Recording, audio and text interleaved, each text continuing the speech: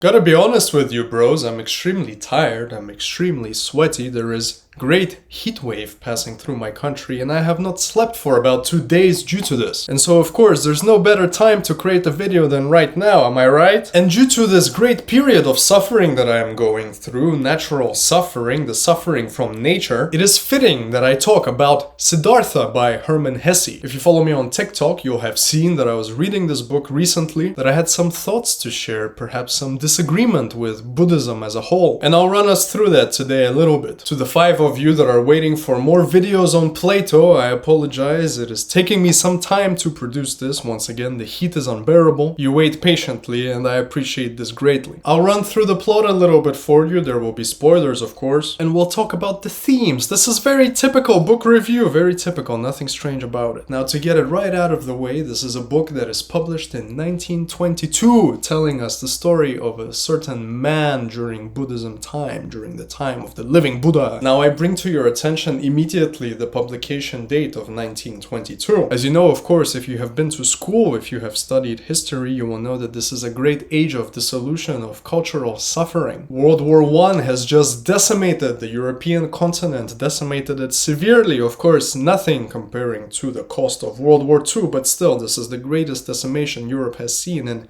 quite a while. Hermann Hesse, of course, as a German, would have felt this more than other European nations. No matter what you say or think about World War I, the truth is that Germany was decimated by World War I. This was a great defeat and this was a great pain, culturally speaking, for the Germans. And there are some parallels you can make to the Siddhartha book and the fate of Germany pre and post World War I. But I leave that for the historians to make. There is another book which I can recommend that, of course, does not tell a Buddhist story. It tells an autobiographical story. This is The Outlaws by Ernst von Salomon. In this book, in many ways, you see the peak of defeat feeling, the pain of defeat for a man following World War I Germany. And so it is very understandable that a book that was written and published by 1922 would deal with certain spiritual suffering, the pain of man spiritually, considering what was happening on the continent at the time. And I'll add more that as far as I am aware, this book was a source of pain for Hermann Hesse. The progression of the plot in the book, in terms of writing the plot, was halted at one point because Hermann Hesse essentially did not know where to go. There is of course a great moment of enlightenment at the end of the book, as is common to many Buddhist tales, and Hermann Hesse, as far as I am aware, struggled writing this because he himself did not yet feel an enlightenment. And whether you think he did ever become enlightened in the way that he wished to is up to you to decide. I personally do not believe in such notions. And hence from here I can already state a certain problem with the book for me as a very peculiar reader, as a specific reader, that the ending of the book, as beautiful as it is and the truth that it contains in it, is yet again at the same time not believable to me because I do not hold enlightenment in the highest regard. A very classic image is presented of a melding with the world, of recognizing that the world is flux and all these kinds of things, which of course I believe in, but I do not necessarily agree that such conclusions can be come to by living a very peaceful life as a ferryman. I myself am not an adherent of a philosophy that says love and kindness are the goals and the purposes and the truths of life, that you must be kind to your fellow man, that you must love your fellow man. This is not how I view things, unfortunately for myself perhaps, and the view that I have, although I do not know how to exactly formulate it just yet, places a man like Alcibiades, the ancient Greek Alcibiades, the things that he was striving for in the way he lived his life. This ideal is what I place as the highest meaning and purpose of life, not love and kindness. The conclusion that Hesse creates in his enlightened state at the end of this book, being drawn from a ferryman who just observes lives coming and going, I do not think this is such a powerful conclusion comparing to drawing the same conclusion that a man like Alcibiades would. We could even say, perhaps this is a stretch, but we could even say that making such a conclusion from the Buddhist framework, from sitting back passively and viewing life and letting it come and go and seeing the unity of all things, this will not lead anywhere except to pacifism. Whereas the ancient Greek way, an idealized way, of course, it goes without saying, but the ancient Greek way as I see it comes to such a conclusion through active participation in life, and therefore it encourages even more active participation in life. A man like Alcibiades, who has witnessed the fact that all of life is one grand spectacle of power, such a man, if he is healthy as I IC health, he would be motivated to continue participating in this way instead of sitting back and letting the orgasmic nature of a Buddhist enlightenment take hold of him, and then he remains passive and simply ferries people along the river back and forth. This is my issue with Buddhism in general, the very pacifist nature of it. Now, as for the plot, I give you basic rundown of the plot. The plot was indeed very enjoyable for me. In fact, the writing in this book is very enjoyable. I enjoy the language. Of course, I am not German speaker, I am English speaker, but the English in this translation is wonderful, and I'm assuming it reflects the simplicity of the German that was used to write this book. If you have any young individual in your family who is fiddling around with Buddhism, if he is displaying symptoms of interest in Buddhism, top 5 signs to look out for if your kids are doing the Buddhism, as they say. If you have a young man who is entertaining the thoughts of Buddhism, maybe he has been watching PewDiePie and he has extracted some things from there, then I really would recommend that you hand him this book and you get him to read it. This could be a great introduction indeed to the whole medium of reading for a young man. Young here, of course, meaning 16, 17, maybe even 18 years old. I apologize, I keep rambling here. My Siberian nature is really struggling with the weather today. I am driven to delusion by the heat in my house. Perhaps I should move back to the tundra. In this text, of course, the namesake character, Siddhartha, young son of a Brahmin. Brahmin, of course, maybe if you are a reader of Nietzsche, you are familiar with hierarchical nature of Buddhism that he praised. I do not know if his interpretation of this was correct. You see Nietzsche, of course, praising the laws of Manu for their treatment of the Chandala. You research this, it is not PG content for YouTubes. And so in the time of Siddhartha in northern India, of course, very religious society, undergoing a lot of change, of course, but you do have this hierarchy, and the Brahmin is at the top as the priest. The priest is at the top, then you have the warrior caste, then I believe you have the merchant caste, and then you have the Chandalas.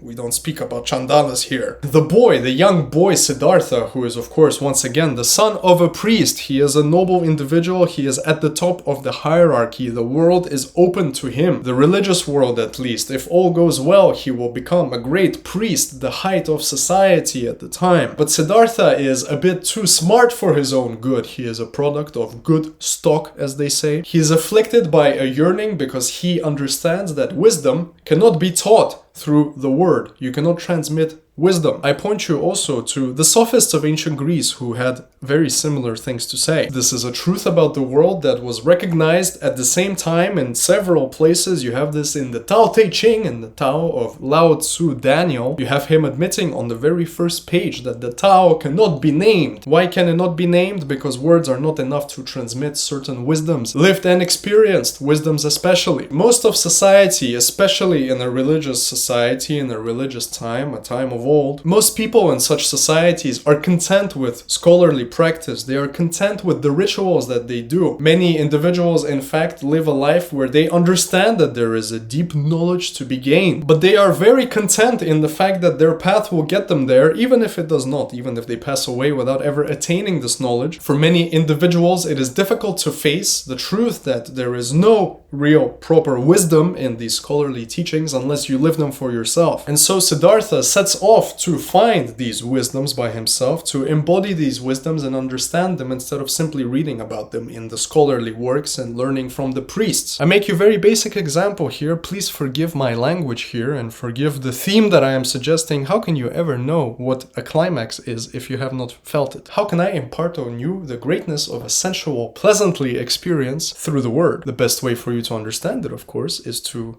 get with a man or with a lady and experience it for yourself. Same goes for enlightenment teaching. The same goes for teaching of a religious nature. The wisdoms of life, they cannot be described by word. Now, what a text can do is point you in the direction of realizing that such things exist. Personal example for you, when I read Schopenhauer and Nietzsche, or at least when I first read them as a much younger man, I experienced certain clarity, very intense clarity. But this was not the clarity of wisdom of the world that now I understand. I have lived the experience of the world. I have seen the true nature of the world, if you must even make such separation of true nature and appearance nature. But the clarity I gained was the clarity of knowing that there is more to see, there is understanding on its way, but this understanding must be lived. When you read Sun and Steel by Yukio Mishima-san, you might also feel a certain ecstasy and clarity if you understand the ideas and concepts as Yukio Mishima-san delivers them in the essay. But the truth is that for you to latch onto this clarity, to latch onto onto the wisdom that he's talking about, you must embody it. For Yukio Mishima-san, of course, this is becoming part of the solar race, as he calls it, by working out and ceasing to be a man of the night. Otherwise, what we are chasing in these situations of clarity is nothing but understanding that these concepts and these embodied wisdoms are somewhere. We can reduce all of this to a simpler statement. The study of text as a whole is like standing in front of a glass that's been fogged over. And behind this glass, perhaps you have an area to exercise in. Weights, like at Miami Beach or wherever this place is where all the big guys are, where Arnold used to be in the sun. This glass, this window is fogged over, and the study of text is getting rid of the fog so that you are able to see that there is indeed a place there for you to exercise in. However, simply looking at this area to exercise in with the clarity that you have from removing the fog, from removing the condensation on the glass, is nothing but a realization, a first-time realization, comparing to the act of then walking to this place in order to exercise and embody the wisdom. Point being here, this is what Siddhartha wants to do. And so he sets off on his journey. I point out to you the beautiful moment of when he convinces his father. This is an important moment for the plot later, and in fact this is probably my favorite takeaway from the whole story, the idea of the father and the son. I get to this a bit later. And so Siddhartha joins these so-called samanas who are practicing severe self-denial, really true asceticism. He looks around at all these people in his village, his father, and all these people associated with this group of scholars, and he has this sort of contempt for them that I really enjoy, this contempt for the normies who think they can get the knowledge without the experience. And he even has this close friend who is idolizing Siddhartha because he sees in him a very certain wisdom, and this close friend is a perfect manifestation of exactly this phenomenon that certain individuals will try their whole life and they will never be. They will simply never be. These certain individuals who attain the Buddhist enlightenment or the powerful enlightenment, the feeling of power, the total manifestation of power, if we want to use those terms. They have a perfect harmony of drives, if you want to use Nietzsche terms. These people are simply born different, perhaps. They are born different. Siddhartha joins the samanas, looking down at the normies. He says, perhaps I can rise above these normies by showing that a life of asceticism will lead me to the wisdoms I seek. Of course it does not. Of course, it goes without saying that this is not enough. He becomes an individual that denies totally his life. In fact, he is killing himself really by the practices that he is doing, this severe asceticism, and which is why I do not like it and I do not agree with this tradition. Severe asceticism is a killing of the self. It is a killing of the passions. Of course, in Buddhism, one of the points is to remove the self and overcome the self, which I ultimately cannot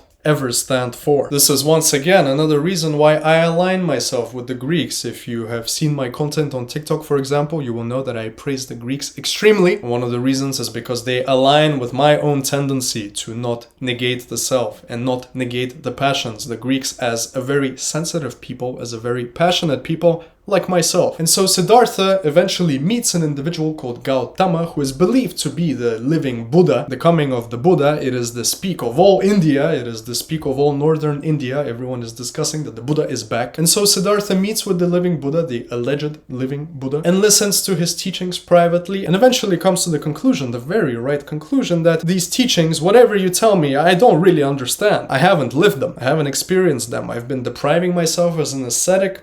Nothing came from it. All these wisdoms you want to impart on me, I hear them. I have not embodied them whatsoever, however. My body does not understand them. My brain does, but in my heart, I do not feel them. And with this conclusion, Siddhartha understands that for him to understand what it is that he must be negating, to understand the negation of the material world that is so preached and so recommended by the Buddha and the Buddhist teaching in general, in order to understand why he must negate this enemy, he must get to know the enemy first. And so Siddhartha, of course, ventures into the material world. This part really is the most enjoyable for me. I truly enjoyed this part of this book. The story of Siddhartha shedding his previous life and entering life full of passions. Facing lust, for example, as you see in the book, of course, he meets with this lady and she teaches him the way of the Kama Sutra.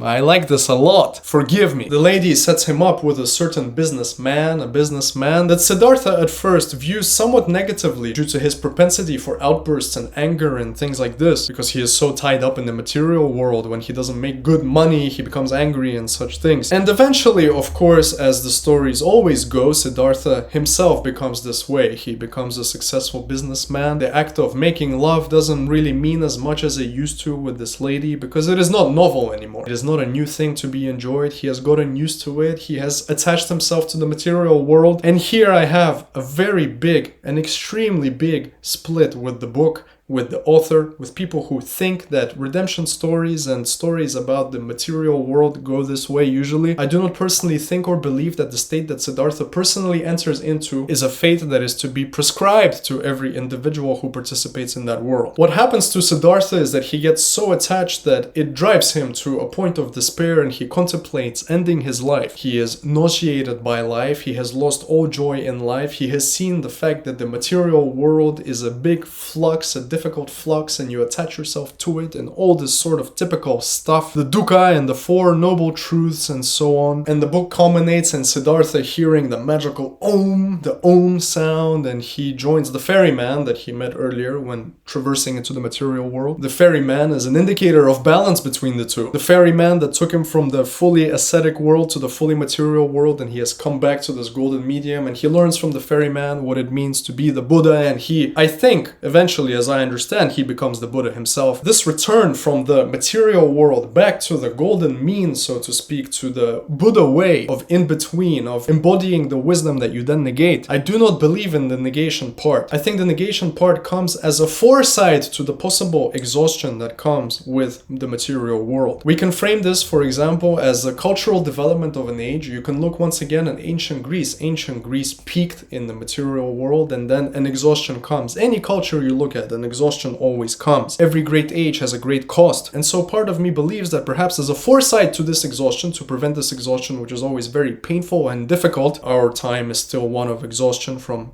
quite a while back. To prevent this future exhaustion, you negate the whole thing entirely. In order to prevent the consequences of material passions, you must negate them entirely instead of facing them properly, instead of cultivating them in art, for example, as the ancient Greeks do with the tragedy. Once again, we turn to the example of a man like Alcibiades. This is not something that is applicable in the modern age. It is not applicable at all in the way we currently live, but it would be applicable also to the time of Siddhartha. You participate in the material world, and when the material world starts to weigh on you and starts to nauseate you, what you should be doing, in my opinion, and in the opinion of people like the ancient Greeks or Nietzsche, for example, in order for you to expel that nausea, first of all, you must continue embodying your drives, the harmony of your drives as the will to power. Second of all, you must expel this through the art, through your cultural creation. Your cultural creation, in the ancient Greeks, for example, this is the comedy of Aristophanes. Your cultural creation is an expulsion of the nausea that you receive from the absurdity of life. And so what happens to Siddhartha when he begins to get too enveloped in the material world, I think ultimately the issue here is not a lacking spirituality, but it is the fact that he did not progress with that any further. This, of course, has the implications of becoming a warlord, becoming a conqueror, becoming a king, and so on and so forth. This is not possible today. Even if you become the president of a country, you are limited, very limited in what you can do. The range of possibilities for you, eventually there is a stop. Whereas a man like Alcibiades, or a man like Alexander, or a man like Chinggis Khan knew that they could essentially capture the entire world. Their ambition was to capture the entire world, and nothing would be better than that. And if you cannot do that, then perhaps death is the option. This is what a man like Alcibiades would say. And this is what Socrates says of Alcibiades in the Alcibiades dialogue. What I mean here ultimately is that if you are running on a treadmill, you must eventually elevate the speed and hope that you can run as fast as Hermes eventually. The breaking down of your body eventually as you reach speeds which are not humanely possible, the breaking down of the body is akin to Icarus flying too close to the sun. We must remember the glory of the fact that he flew close to the sun in the first place. The fall that followed this enterprise is simply the cost of this radiating moment of glory and beauty that very few other men will be able to achieve. When running on said treadmill of achieving in the material world, instead what Siddhartha does is eventually stay at the same speed, get nauseated from just pure tiredness and boredom, and so he allows the treadmill to simply sweep him away. He falls, he hurts himself, and then he picks himself back up and he copes by saying that perhaps the treadmill is not the place I need to be in the first place. The life of the treadmill has caused me to fall. However, Siddhartha does not recognize that the life of the treadmill caused him to fall because he eventually got tired of being on it because he did not increase the speed. Perhaps many of you will disagree with this take. It is a very specific way of looking at the world. I welcome your disagreement, but I know that if you're familiar with me as a person throughout the few months that I've been creating content for 5 people, you will know that I have very specific view of what it takes to be human and great. And so we can frame World War I in the same way that the German country was attempting to do something. It was attempting to keep running faster and faster on this treadmill, and it fell off the treadmill. And after it fell off the treadmill, there is a certain period of saying that perhaps the treadmill was not for us. And of course, history moved on and showed us different things. I do not wish to comment about the atrocities of the following period. It is very upsetting. But point being here is that Hesse for me shows the same thing as what countries do following great wars, for example, when they are defeated and exhausted. They often lack the strength or even lack the ability, simply the ability to get back onto the treadmill. And so Hesse here creates a situation where the perfect way to do instead is to negate the self and negate the passions of the material world, which culminate very often in wars and things like this. And instead we must recognize that life is cyclical and all these things, and it is beautiful, and there is a oneness to life, and truly what matters in life is love and not conflict, and so on and so forth. Ideas which I think are not very friendly to youthful ambition. These are always ideas which are much closer to an older individual who has perhaps seen conflict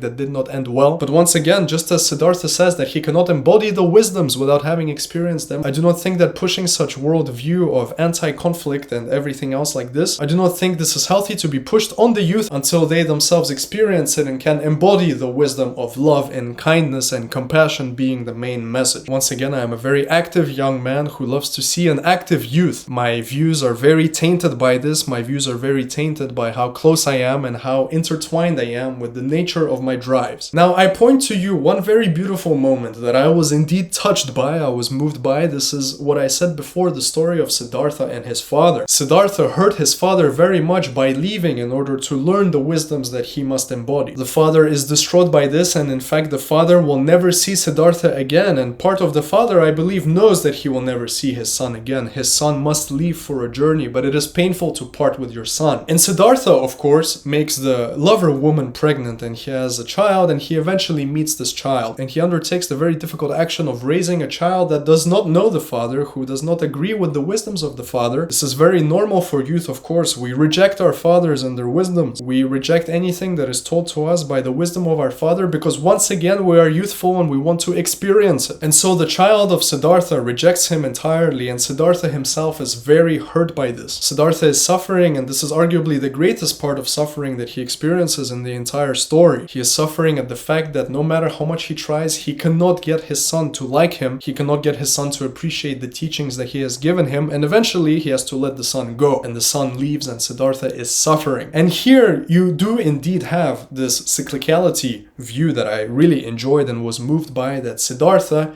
now understood the pain that he imparted upon his father. And this is a cycle to be repeated forever in any family that keeps producing men of high stature. The sons will naturally disagree at some point. The son will naturally, if he is full of youthful healthy drives, will want to participate in the world and find it out for himself. He will want to feel life for himself and hurt the father by separating entirely. Siddhartha's son did to Siddhartha what Siddhartha did to his father, and the father of Siddhartha very likely could have done the same thing to the grandfather, and so on and so forth. This outlining of necessity by Hesse did move me very much indeed. I really appreciate such notion that pain recurs, but however at the same time, in order for us to know life and embody it properly, embody the wisdoms which we want to preach or which are preached upon us, we must break away, we must become individuals and hurt our loved ones by becoming individuals for a while. Very beautiful notion, very beautiful notion. I am not often moved by such things, but this was very moving indeed. The ending is not all bad, of course. The ending is fantastic, it is beautiful. The recognition of unity of life, for example. Yes, as I said, the general statement here is correct, but the impulse and the drive that it is derived from is ultimately what I take issue with. You see, in the ancient Greeks, once again, they make the same conclusion.